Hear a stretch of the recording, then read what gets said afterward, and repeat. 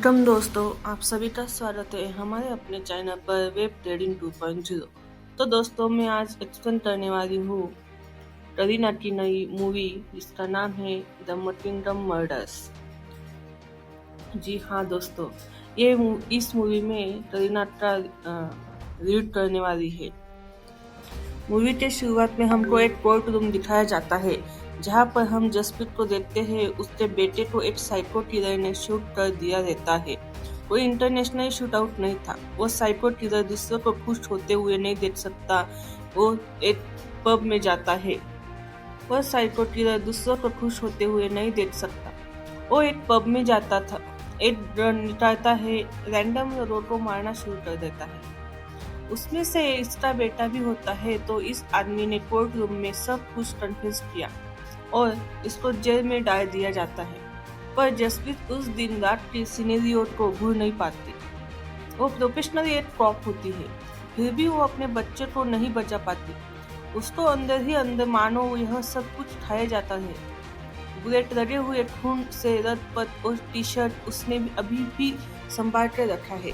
वो चाहती है इस शहर को छोड़ के कहीं दूर चली जाए। तो ट्रांसफर के लिए अप्लाई करती है और वह अप्रूव भी हो जाता है।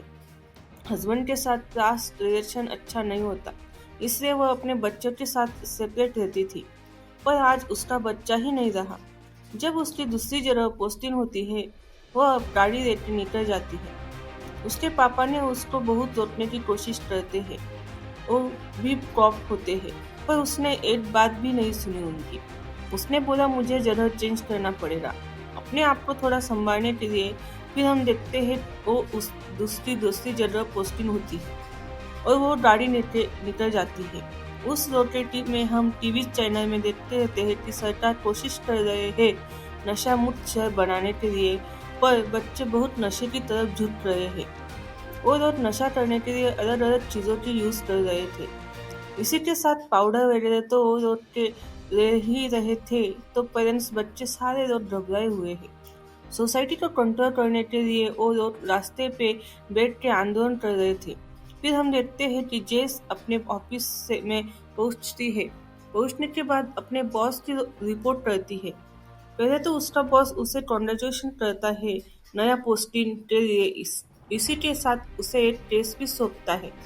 स्प्रीत कॉरी मिसिंग केस पर कोई बच्चे की मिसिंग केस सुन के जसप्रीत बोलती है कि मैं इस इन्वेस्टिगेशन में ज्वाइन नहीं कर सकती।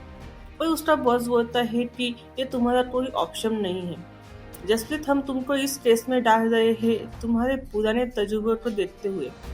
हमें पता है कि तुम्हारे साथ पास्ट में क्या हुआ, पर कोई फैमिली के साथ आगे ये ना हो, ये देखना भी तुम्हारा रिस्पॉन्सिबिलिटी है। After all you are the officer. Jaspreet के ना चाहते हुए भी वो केस उसे दे दिया जाता है। फिर हम देखते हैं कि जसप्रीत कौरी फैमिली के घर के पास पहुंचते हैं, जहां पर ऑलरेडी इनका डीआई हार्डी इन दोनों के लिए वेट कर रहे होते।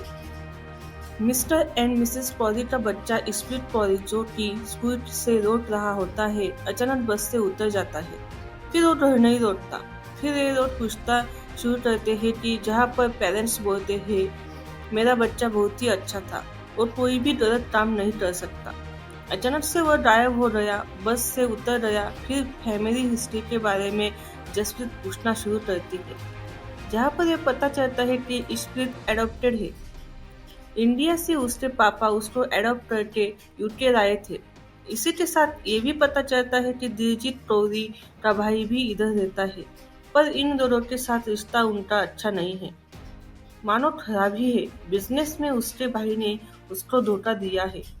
जहाँ पर यह भी पूछते हैं कि साथ घर में किसी का झगड़ा हुआ था या आप दोनों के बीच कोई आपसी झगड़ा जिससे बच्चे के ऊपर गलत इफेक्ट पड़ा हो। दिलजीत बोलता है नहीं, ऐसा कुछ भी घर पे नहीं हुआ था, सब कुछ घर में बिल्कुल सही था। पर उसकी माँ बोलती है नहीं, ऐसा हुआ था। जब से उसके मामा ने उसे चाटा मारा है, तब से वो थोड़ा अपसेट रहने लगा था। तब जब पूछती है कि असलियत में क्या हुआ था, अंत में सिगरेट पीते हुए स्मिथ को उसके मामा ने देख लिया था, तब उसका चाटा ही सीट नहीं मारा था। इंस्टाग्राम बोलता है ये एक प्रोसीजर है जो हमको करना पड़ेगा। उधर से सारा इन्फॉर्मेशन लेने के बाद वो लोग हेड क्वार्टर पहुँचते हैं। इन बस के अंदर सीसीटीवी वीडियो का वो रोज प्ले करते हैं। विदेश के बस पे सीसीटीवी होते हैं, ये तुम स्कूल बस मान लो या तुम पब्लिक बस मान लो। बस के वीडियो चेक करते टाइम यह पता चलता है कि स्मिथ राय पार्क के उधर उतर चुका थी। फिर पुलिस की पूरी टीम उधर जाती है, इन्वेस्टिगेशन करना शुरू करता है। मतलब खोजबीन पूरी होती है, पूरी रात चलती है। एक के बाद एक और कोशिश करते हैं सबूत ढूंढने की। पानी में भी स्कूबा डाइव कराया जाता है, पर कोई भी सबूत हाथ नहीं आता। पर मानो डीआई हार्डी को कुछ दिखता है और किसी को नहीं बुलाता। फिर अगले दिन सुबह हम देखते हैं डीआई हार्डी बोलते हैं, तुम लोग टीम थक चुके होंगे, और वो अपने एक फेवरेट ऑफिसर को अपने साथ लेकर चला जाता है, जो कि उसको भाई की तरह मानता है और जैसे को भी घर भेज देता है। बोलता है कि पहला कॉल मैं तुम्हें ही करूंगा अगर मुझे कोई रीढ़ हाथ आया तो। अगले दिन सुबह इनके हाथ रखते हैं स्पिरिट की बॉडी, जो कि देखने में लग रहा था कि पानी में डूब के मरा है, पर वो एक गाड़ी के पहले सीट में था। गाड़ी का दरवाजा खुला हुआ था। फिर पोस्टमार्टम वगैरह होता है और पता चलता है कि पानी में डूबने की वजह से और गला घुटने की वजह से इसकी मौत हो गई है। स्पिरिट के माँ बाप खूब कर रोते हैं और मानो जसप्रीत को अपने बेटे का विजन स्पिरिट के अंदर दिख रहा था। वो भी अंदर से झंझट चुकी थी। इस स्पिरिट के क्लासमेट से पता चलता है कि पियानो सीखने के लिए हर रोज स्कूल से बाहर जाया करता है, पर कुछ टाइम से वह गया नहीं। और दूसरी जगह हमको यह भी पता चलता है कि मिस्टर कॉरी और मिसेस कॉरी के बीच दाम्पत्य जीवन बिल्कुल भी अच्छा नहीं था। दिलजीत कौरी बाहर एक लड़की के साथ अफेयर में थे और लड़की और कोई नहीं, और वो यशप्रीत को ही पियानो सिखाती थी। दिलजीत चाहता था कि उसका लड़का उसके गर्लफ्रेंड के साथ अच्छे से घुल मिल जाए, और दिलजीत यह भी चाहता था कि वो मिसेस कौरी से डिवोर्स ले, और मिसेस कौरी हमेशा डरी सहमी रहती थी। वो अपने बच्चे से बहुत प्यार करती थी और मिस्टर कौरी भी माँ बाप में तो बच्चे के लिए बहुत प्यार था।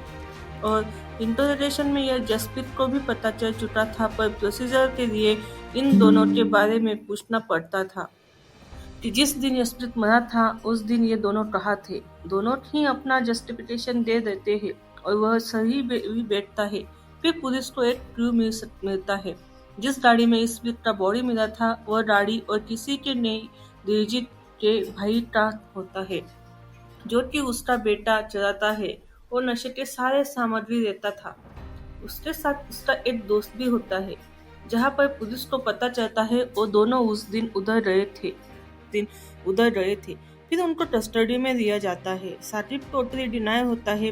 फिर जब उसके गाड़ी दिखाया जाता है, फोटो दिखाया जाता है, वो बोलता है क्या खुली पार्क में कोई जाकर घूम नहीं सकता, और बाहर के देशों में मुस्लिमों को भी या सस्पेक्ट को भी खुद को राय मिलता है, जो कि ऑब्वियसली स्टेट ही प्रोवाइड करता है। और शाकिब का इंटरव्यू कर रहा होता है डीआई हार्डी, मानो उससे कुछ पर्सनली दुश्मनी था। उसका हर एक केस में घुमा फिरा के वो उसका ही दोष निकल रहा था, जो कि अभी तक प्रूफ नहीं हुआ कि उसने कैसे मर्डर किया, क्या कुछ किया। फिर भी हार्डी हर एक टाइम उसे ही पॉइंट आउट कर रहा था। जब कुछ प्रूफ नहीं होता तो तब बोलता है कि इसका मोटिव क्या है, तुम मोटिव पहले ढूंढ के लाओ, फिर उसके सस्पेक्ट बोलना। फिर भी हम देखते हैं कि उसको पुलिस के कस्टडी में रखा जाता है। साकिब के फैमिली वाले, जो कि दिलजीत के भाई होते हैं, वो आते हैं अपने बच्चों के बीच में सुलह करवाने और यह बोलने के लिए कि मेरे बच्चों ने कभी भी तुम्हारे बच्चों का बुरा नहीं चाहा। भले ही हमारे बिजनेस में कुछ अनबन रही होगी, पर मेरा साकिब तुम्हारे लड़के स्पिरिट को मार नहीं सकता। पर दिलजीत के सर मानो खून सवार था, क्योंकि सारे एविडेंस साकिब के खिलाफ ही थे और बिजनेस में भी इसने उसको धोखा दिया था। इसके द्वारा गुरुद्वारा के सामने ही दोनों भाइयों के बीच हाथापाई हो जाती है। कुछ टाइम बाद फैमिली हिस्ट्री ढूंढते ढूंढते स्पिरिट के नाम का $2 मिलियन का इंश्योरेंस का पेपर मिल जाता है।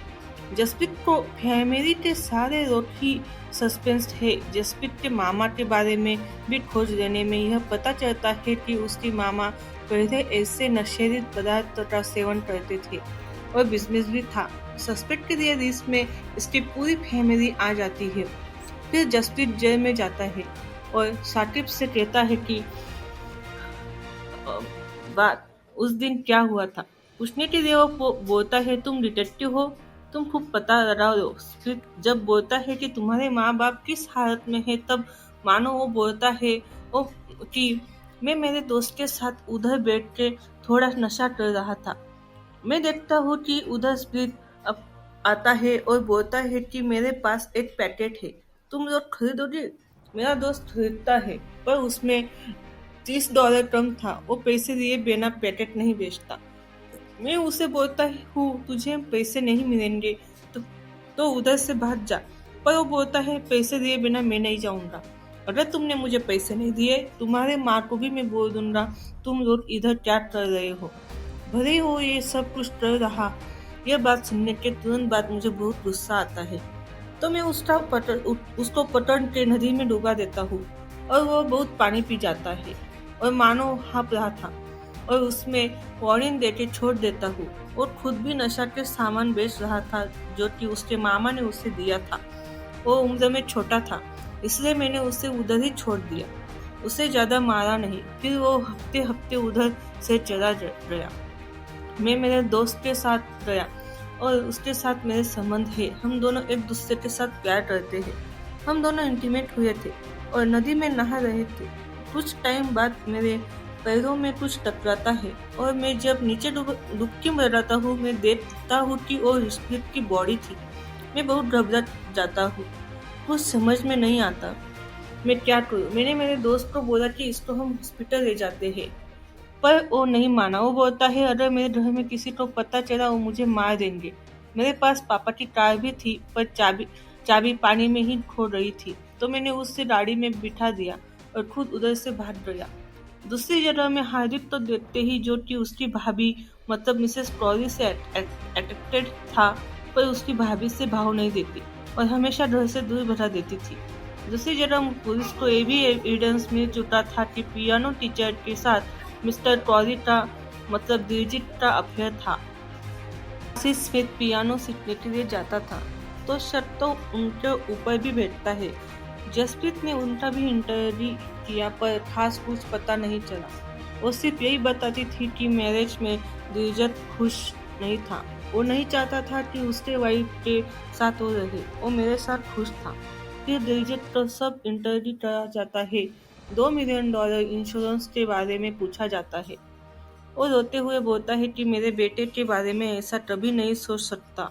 और जसप्रीत बोलता है तुम्हारे बिजनेस में बहुत लॉस हुआ है और $2 मिलियन से तुम्हारा यह बिजनेस 2 बार खड़ा हो सकता है। कोई भी रह जा सकता है और तुम्हारा यह बच्चा सड़ा थोड़ी ना था, ये तो तुमने अडप्ट किया था। पर इस बात को मनाने के लिए दिलजीत बिल्कुल डिनाई करता है। फिर एक दिन हम देखते हैं कि उसके भाभी का मॉलेस्ट करने के लिए हार्दिक जाता है और उधर राइट टाइम पे पहुंच जाता है दिलजीत और उसके भाई को वो एक बर्तन से पीट के मार देता है। फिर पुलिस स्टेशन में इन दोनों को बुलाया जाता है और मिसेस क्रॉली से पूछा जाता है कि आपके पति आपके साथ कभी वायलेंस हुए हैं। वो बोलते हुए बहुत बार हुआ है, पर बिजनेस जब से खराब हुआ है, जबकि उनकी माँ मरी है, तब से वो ज्यादा होने लगे है। और उनका सगा छोटा भाई नहीं है, इनका पिन का ही लड़का है। जब महज 7 साल का था, तब से ही हमारे साथ में मैंने कभी उनका ध्यान नहीं दिया, पर उनके हद तक जाएगा मैंने कभी सोचा नहीं था। और दूसरी जगह हम देखते हैं डीआई हार्डी शाकिब के दोस्त को घर से उठा के ले आते हैं। जनरल में लाने के बाद इंटरोगेशन होने के बाद कि तू सच सच सब कुछ बताएगा कि शाकिब ने यह सब कुछ किया है।